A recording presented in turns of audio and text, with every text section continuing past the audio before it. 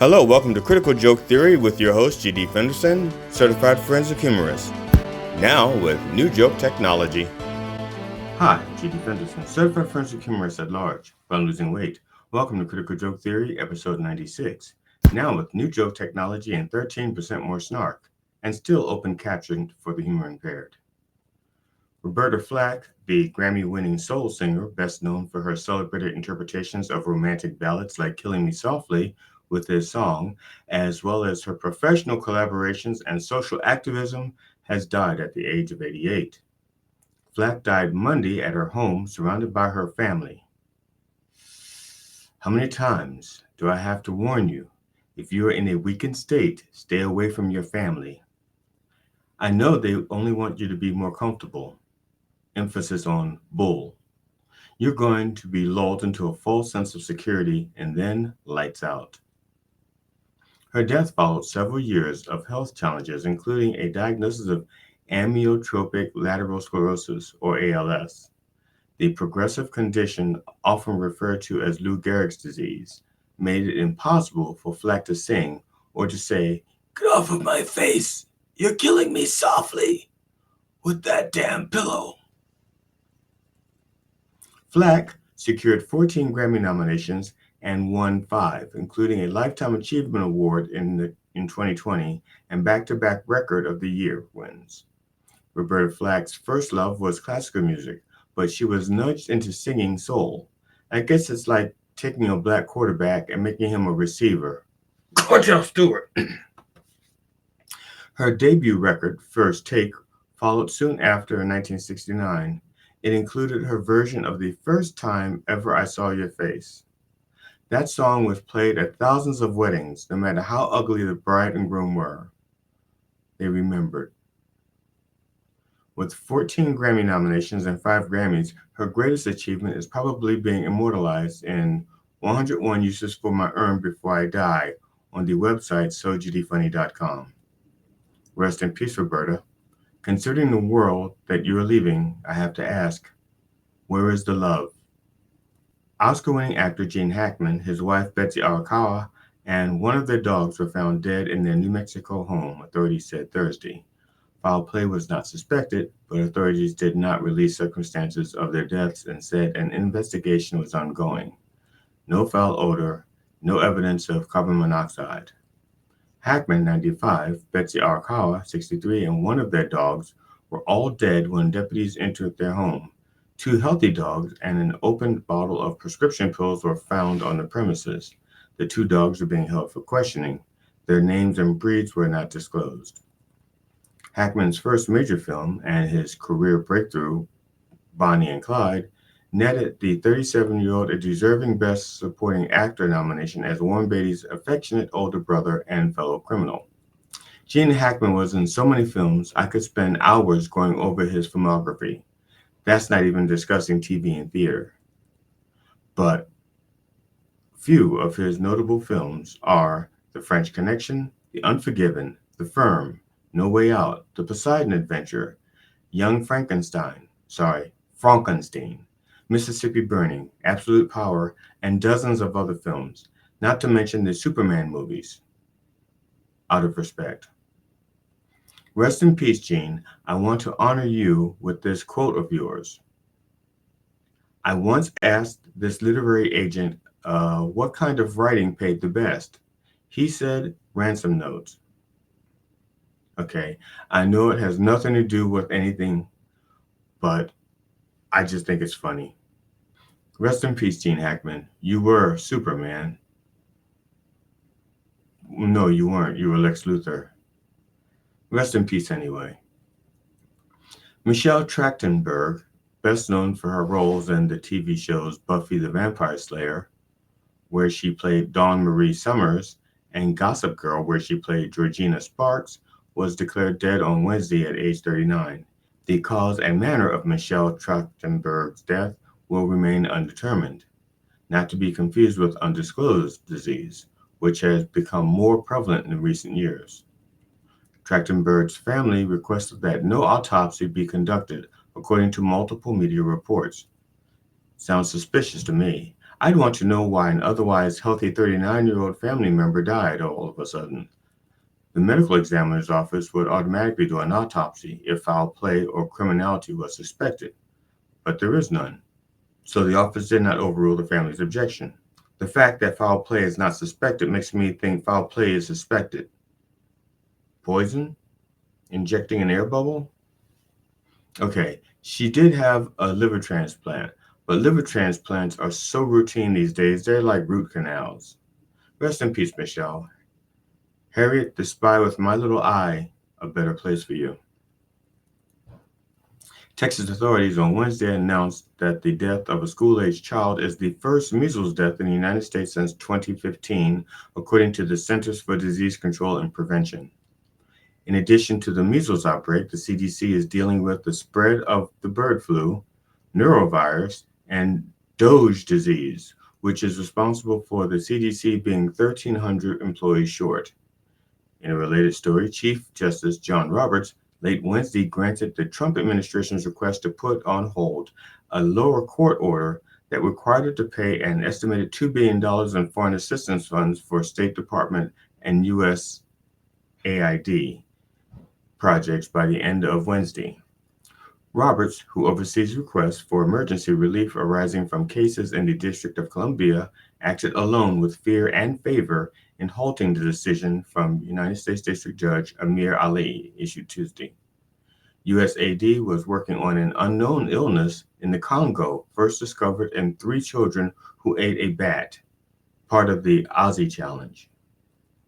The interval between the onset of symptoms, which include fever, vomiting, and internal bleeding, and death, has been 48 hours in most cases. And that's what's really worrying, said Sergey Nagalbato, medical director of the Bikoro Hospital, a regional monitoring center. And I apologize if I got any of those names wrong.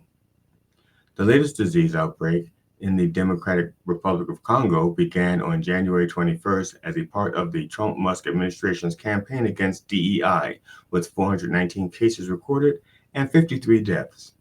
When Trump was asked about the 53 deaths in the Democratic Republic of Congo, Trump replied, "You lost me at Democratic." A federal judge in North Carolina, William Ossoff, Thursday ordered the White House Office of Personnel Management, OPM, to temporarily stop mandating the mass firing of federal employees, calling it a presumptively illegal overreach. United States District Judge William Ossoff also said OPM must inform about a dozen agencies that they do not have to follow its layoff directives. OPM, the Federal Human Resources Division, quote, does not have any authority whatsoever under any statute in the history of the universe to hire and fire employees at another agency. Allsup's words, my interpolation. Allsup sided with 5 nonprofits and several unions representing tens of thousands of fired probationary workers. He said he did not buy the government's argument that OPM merely requested the mass firings, often carried out via form letters citing non-existent bad performance reviews. Several agency heads had said publicly they considered the OPM guidance an order. ASAP! A Bill Clinton appointee ordered OPM to rescind any directives it has issued requiring the mass terminations. But he said he did not have the authority to force agencies to rehire probationary employees and could not prevent them from firing the workers on their own or make the rehired employees want to work for the Titanic of administrations. Andrew and Tristan Tate, who are charged with human trafficking in Romania, have returned to the United States after authorities lifted travel restrictions on the siblings who have millions of online followers. Who are these millions of people who are following sex traffickers? I hope none of my 91 followers are part of that group. If so, I'm going to have to ask you to stop following me. After the pair arrived in Fort Lauderdale, Florida on Thursday, Florida Governor Ron DeSantis, seen here welcoming Trump into his state, made it clear that the influencer brothers are not welcome in his state and that his administration is conducting a preliminary inquiry into the pair, sparking pushback from supporters of the Tates. How bad are the Tates that DeSantis rebukes them? DeSantis endorses Trump, supports Matt Gaetz, and traffics in stolen valor. Okay, I don't know if that last one is true, but it sounds about right. The United States Army posted the U.S. Army will no longer allow transgender individuals to join the military and will stop performing or facilitating procedures associated with gender transition for service members. This, in line with convicted felon, unregistered sex offender, public housing resident Donald Trump's executive order, calling for prioritizing military excellence and readiness. By getting rid of qualified soldiers and putting an unqualified lech and lush, Pete Kegsmith, in charge of the military. A defense official told ABC News that currently there are more than 4,000 military personnel, quote, diagnosed with gender dysphoria, close quote. A number of lawsuits have been filed already, including some from active duty transgender service members. Quote, this new one is a little different. It impacts speech. The Musk Trump administration has taken the position now, unlike what it did in the prior term, that when someone who serves in the military says that their gender is something different than what it was on the birth certificate, they are engaging in false speech, and they cannot serve in the military when making false speech. Trump is penalizing people for false speech. Trump is penalizing people for false speech. Trump is penalizing people for false speech. Trump, the Lord of the Lies, Mr. Goof of America, Mr. 63215, Mr. Every other statement coming out of his mouth is at best a misrepresentation of truth and facts, is penalizing people for false speech. It's like the book 1984 was burned before we had a chance to read it. The House of Representatives narrowly passed a budget resolution, H-Con Res 14, 119th Congress, on Tuesday evening, voting 217 to 215 to advance an agenda that could cut $880 billion from Medicaid over the next decade. The resolution, which is part of a broader Republican effort to enact a $4.5 trillion tax cut for billionaires, would affect nearly 80 million Americans who rely on Medicaid and CHIP, disproportionately impacting low-income families, seniors, and people with disabilities.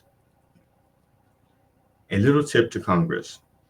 We know we are being conned, so calling bills H-Con, blah, blah, blah, blah, blah, blah, blah, blah, is redundant.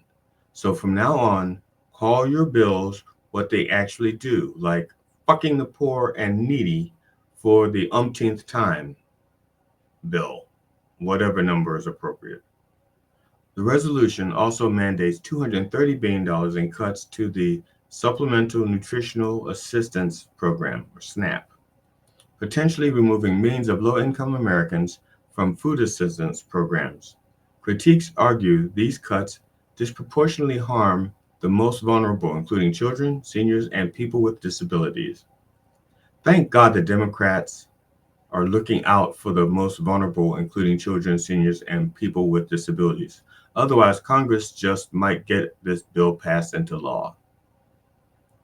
This just in, the Democrats can't stop them because voters.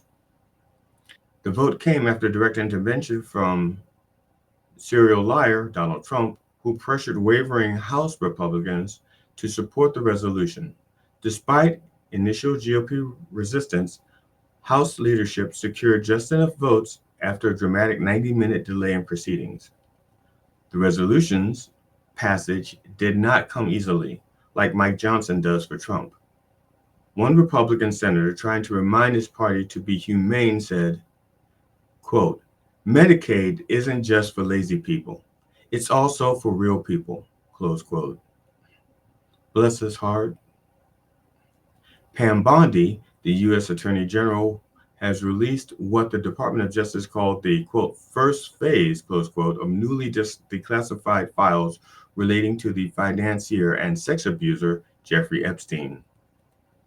The 10 files include a series of flight logs from the politically connected sex offender's private jet, plus a partly redacted contacts list. A group of right-wing media figures and MAGA activists posed for pictures outside the West Wing holding their binders labeled the Epstein Files. People magazine reviewed the flight logs and found Trump's name a total of 7 times. He was mentioned on page 24 of the first flight log, dated October 11th, 1993, 2 days before his daughter Tiffany was born. Do you think he was there for her birth? He definitely wasn't there for her afterbirth. He was also mentioned twice on page 27, along with his then wife Marla Maples, their daughter Tiffany Trump, and a nanny on May 15, 1984.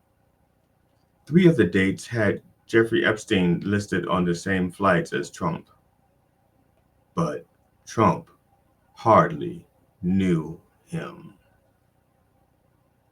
And finally, my Said-It-Torial. Grocery prices continue to rise across the country. Gas prices are rising across the country. Rent is rising across the country. These are all things that Pretends-a-lot Trump said that he would fix on day one.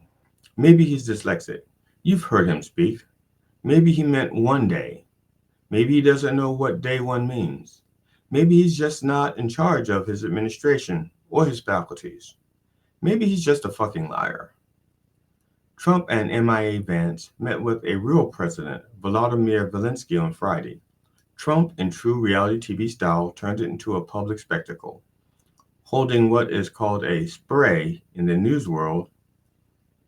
In journalism, a spray refers to a brief photo opportunity for photographers and other members of the news media to visit with the United States president or other top U.S. government officials, especially during meetings with leaders or high-level officials from other countries.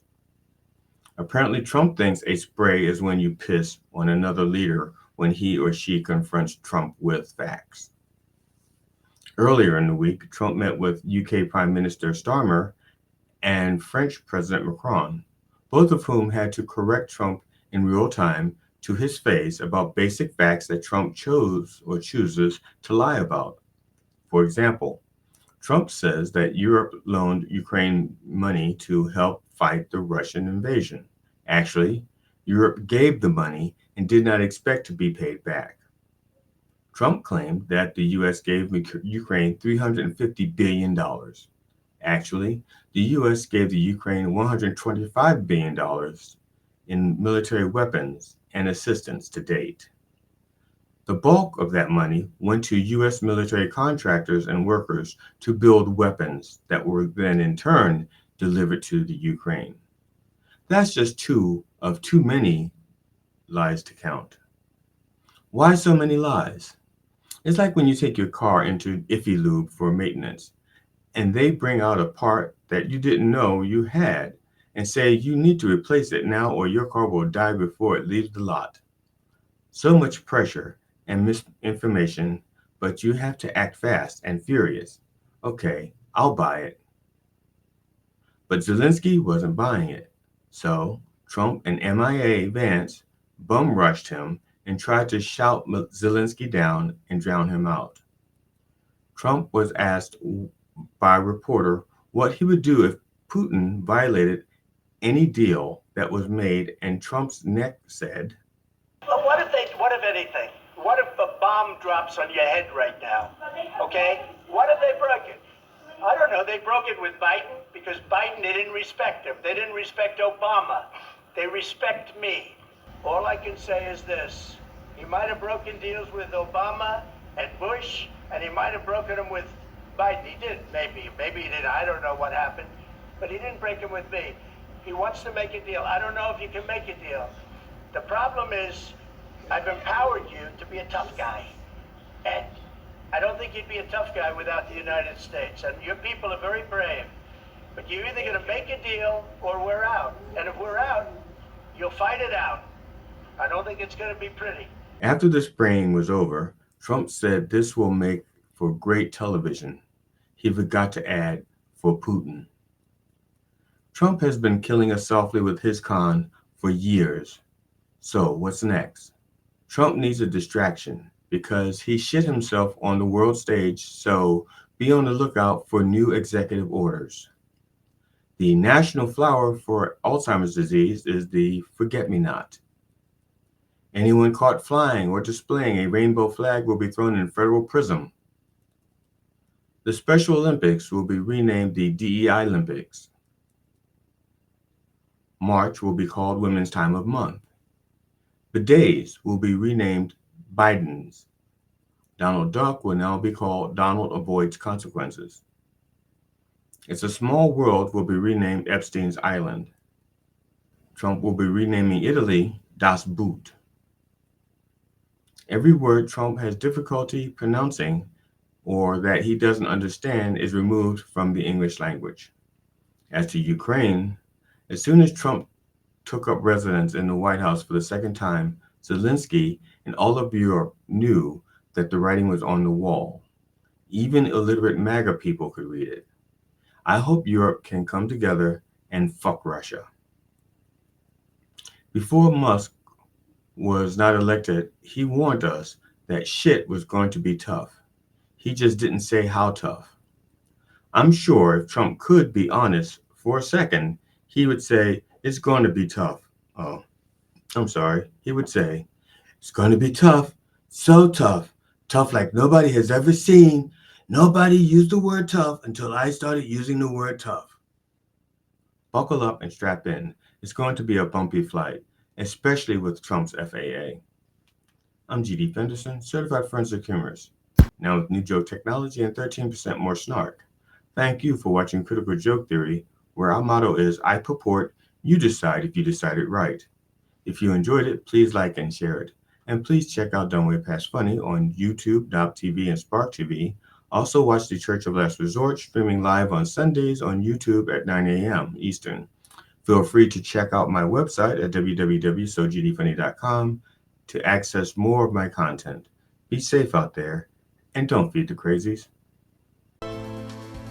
Critical Joke Theory with your host, GD Fenderson, certified forensic humorist. Now with new joke technology.